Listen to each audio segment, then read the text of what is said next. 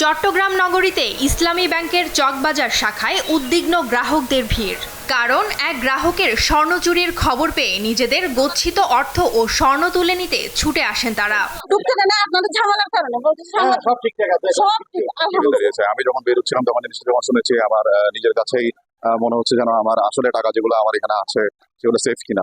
স্বর্ণ গায়েবের বিষয়ে ভুক্তভোগী গ্রাহক রোকেয়া আক্তার বাড়ির ছেলে রিয়াদ মোহাম্মদ মারজুক জানান, গত 29 মে দুপুরে ব্যাংকটির লকারে রাখা স্বর্ণ আনতে যান তার মা রোকেয়া। এ সময় ব্যাংক কর্মকর্তাকে সাথে নিয়ে লকারটি খোলা অবস্থায় দেখতে পান তিনি। পরে তার গচ্ছিত রাখা গহনা মিলিয়ে দেখেন খোয়া গেছে 149 ভরি স্বর্ণ। অবশিষ্ট পান 10-11 ভরি। বিষয়টি তিনি তাৎক্ষণিকভাবে ব্যাংক কর্তৃপক্ষকে জানিয়ে চকবাজার থানায় গেলে পুলিশ তার সাধারণ ডায়েরি নেয়নি বলে অভিযোগ করেন তিনি। এ ঘটনায় মামলার প্রস্তুতি চলছে।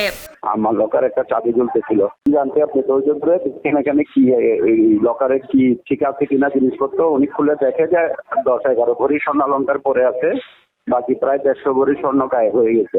গায়েব হওয়া স্বর্ণালঙ্কারের মধ্যে রয়েছে 60 ভরি ওজনের 40 পিস হাতের চুড়ি, 25 ভরি ওজনের গলা ও কানের অলংকার, 10 ভরি ওজনের একটি গলার সেট, 28 ভরি ওজনের 7টি গলার চেন, 15 ভরি ওজনের 4টি আংটি, সেই সাথে 11 ভরি ওজনের 30 জোড়া কানের দুল। খোয়া যাওয়া স্বর্ণের দাম প্রায় 1.5 কোটি টাকা।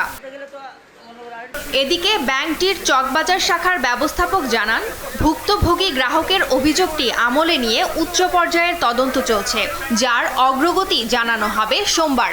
ওনার সাথে আমাদের এমিকেবলি কথা হয়েছে, ওনারা রবি সোমবার পর্যন্ত আমাদেরকে সময় দিয়েছেন। আমরা আমাদের দিক থেকে আমাদের ইন্টারনাল যে তদন্ত কাজটার ফাইন্ডিংস ওনাদেরকে জানাবো।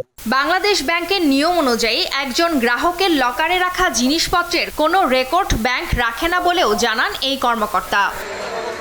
নিউজ ডেস্ক, দেশ টিভি।